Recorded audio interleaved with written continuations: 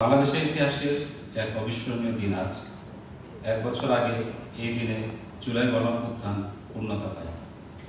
দীর্ঘদিনের পেশিবাদী শাসন থেকে মুক্ত হয় প্রিয় স্বদেশ। বাংলাদেশের আপামর জনসাধারণ, যাদের যুদ্ধবদ্ধ আন্দোলনের ফসল আমাদের এই ঐতিহাসিক অর্জন, তাদের সবাইকে আমি এই দিনে আন্তরিক অভিনন্দন জানাই।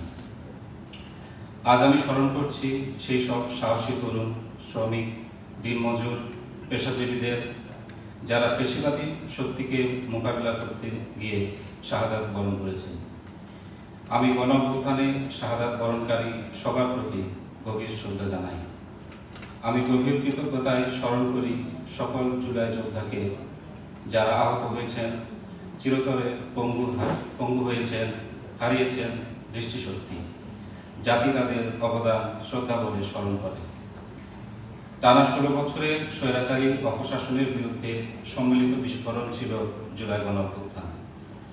জুলাই অভ্যুত্থানের মূল লক্ষ্য ছিল একটি বৈষম্যহীন, দুর্নীতি ও স্বৈরাচার মুক্ত নতুন রাষ্ট্র ব্যবস্থা প্রতিষ্ঠা করা, দেশের গণতন্ত্র পুনরুদ্ধার করে রাষ্ট্রকে জনগণের হাতে ফিরিয়ে দেওয়া।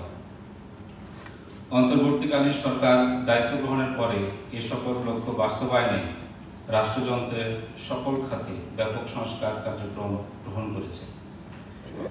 জুলাই গণহত্যার বিচারের কার্যক্রম দ্রুতগতিতে এগিয়ে যাচ্ছে। জুলাই শহীদদের স্মৃতি রক্ষা ও আহত জুলাই যোদ্ধাদের পুনর্বাসনের উদ্যোগ নেওয়া হয়েছে। আমাদের গণতান্ত্রিক অভিযাত্রাকে ত্বরান্বিত করতে রাজনৈতিক ও নির্বাচন ব্যবস্থা এবং প্রয়োজনীয় সকল সংস্কারে রাজনৈতিক দল ও অংশীজনদের সাথে আলোচনা চলমান আছে। একটি টেকসই রাজনৈতিক সমাধানের পাশাপাশি শান্তিপূর্ণ, অবাধ ও নিরপেক্ষ নির্বাচনের মাধ্যমে জনগণের কাছে রাষ্ট্রের সকল ক্ষমতা ফিরিয়ে দিতে অন্তর্বর্তীকালীন সরকার অঙ্গীকার